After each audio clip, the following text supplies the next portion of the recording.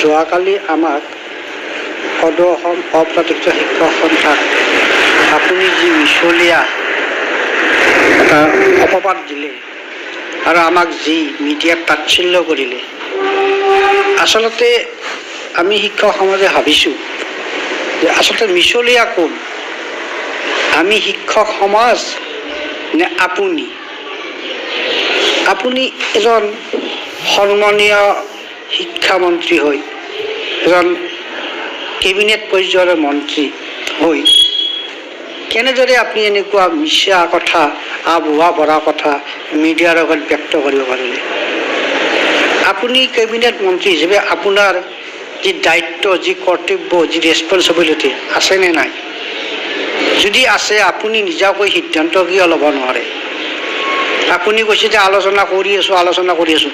কেতিয়া কৰিব? যেতিয়া শিক্ষকবিলাক অৱসৰ ল'ব, যেতিয়া শিক্ষকবিলাক আত্মহত্যা হৈ মৰি থাকিব, তাৰপিছত আলোচনা কৰে আপুনি আমাৰ সমস্যা সমাধান কৰিব নেকি? আপুনি এবাৰতে কিয় আপুনি সমস্যাটো সমাধান কৰিব পৰা নাই? আৰু প্ৰতিটো কথা আপুনি কিয় মাননীয় মুখ্যমন্ত্ৰীৰ মহোদয়ৰ অনুমতি ল'ব লাগে? আপুনি নাজানে যে আপুনি এজন কেবিনেট শিক্ষামন্ত্ৰী? আপোনাৰ ক্ষমতাৰ কথা আপুনি নাজানে?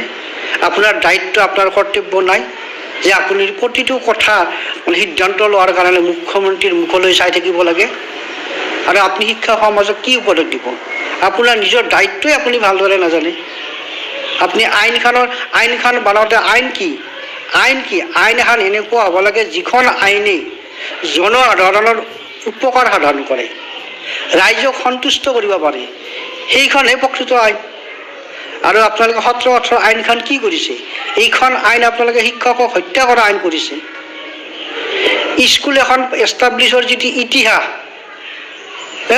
R.C. কুমাৰ জৈনে নাজানে, তেখেতে নাজানে স্কুল এষ্টাব্লিছৰ ইতিহাস কি। গতিকে মাননীয় শিক্ষামন্ত্ৰী মহোদয়, আমি আপোনাক অনুৰোধ কৰিছোঁ, আপোনাক আমি সন্মান কৰোঁ, আপুনি যি আমাক মিছা অপবাদ দিছে এই অপবাদটো উঠাই লওক।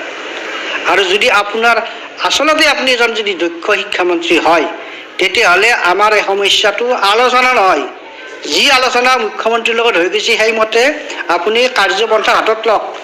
তেতিয়া গম পাওঁ আপোনাৰ ক্ষমতা কিমান। যদি আপোনাৰ সেইখিনি ক্ষমতা নাই, তেতিয়াহ'লে আপুনি পদত্যাগ কৰক। আমাৰ LP স্কুলৰ শিক্ষক এজনে বহুত জ্ঞানী আৰু বহুত ভাল কথা জানে। LPৰ এজন শিক্ষকক আপুনি শিক্ষামন্ত্ৰীৰ বাবদ দিয়ক, এদিনত 20,000 শিক্ষকৰ পদ প্ৰাদেশিকৰণৰ ব্যৱস্থা ল'ব। আপুনি নোৱাৰে। আপুনি এইকাৰণে নোৱাৰে যে আপুনি প্ৰতিটো কথা আপুনি মুখ্যমন্ত্ৰীৰ মুখলৈ চাই আপুনি থাকে। আপুনি নিজাববীয়াকৈ একো কৰিব নোৱাৰে, সৰু সুৰা কিছুমান কামহে কৰিব পাৰে। আপোনালোকে বিজেপি চৰকাৰে সম্পূৰ্ণ মিছলীয়া, আপোনালোকে ভোটৰ ৰাজনীতি কৰি আছে। ভোট কেনেকৈ কিনিব পাৰি আৰু সেইখিনি মানুহক আপোনালোকে ভোট কেনেকৈ কিনিব সেইখিনি আপোনালোকে কৰি আছে। আৰু সেইখিনি মানুহক লৈ আপোনালোকে যি অহংকাৰ কৰিছে, এই অহংকাৰ এদিন ধূলিসাৎ হ'ব। মনত ৰাখিব, আমাৰ এই শিক্ষক সমাজৰ আমাৰ যি দুখ যাতনা, আমি এই 8 জানুৱাৰীত আমি যি দুখ যাতনা পাইছোঁ, ইয়াৰ অভিশাপ কিন্তু এই বিজেপি চৰকাৰৰ গাত লাগি থাকিব। আমি অভিশাপ দিছোঁ আৰু ৰাইজে চাই আছে আপোনালোকে শিক্ষক সমাজক কি কৰিছে। আৰু শিক্ষা ব্যৱস্থাটো ধ্বংস কৰাৰ মূল নায়ক হৈছে আপুনি। আপোনাক আমি সন্মান কৰোঁ, আশা কৰোঁ আপুনি আমাৰ সমস্যাটো উপলব্ধি কৰি অনতিপলমে আইন সংশোধনৰ ব্যৱস্থা কৰক। নহ'লে কিন্তু কথা কিন্তু বেয়া হ'ব। আমি ধৈৰ্য বহুত ধৰিছোঁ, ইয়াৰ পিছত কিন্তু আমি ধৈৰ্য নোৱাৰোঁ। আমি ইয়াৰ প্ৰত্যুত্তৰ কিন্তু আপোনাক দিছপুৰ ৰাজপথত দিম।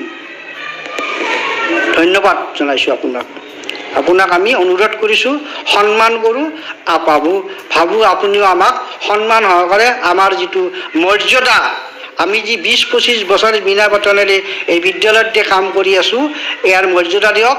আৰু আপুনি যদি আচলতে শিক্ষামন্ত্ৰী হয়, আপুনি বিনা বেতনে ৰাইজৰ এটকা নোলোৱাকৈ চকীখনত বহি ৰাইজৰ কাম কৰি দেখুৱাওক নিজৰ পইচাৰে, তেতিয়া আমি আপোনাক ধন্য মানিম।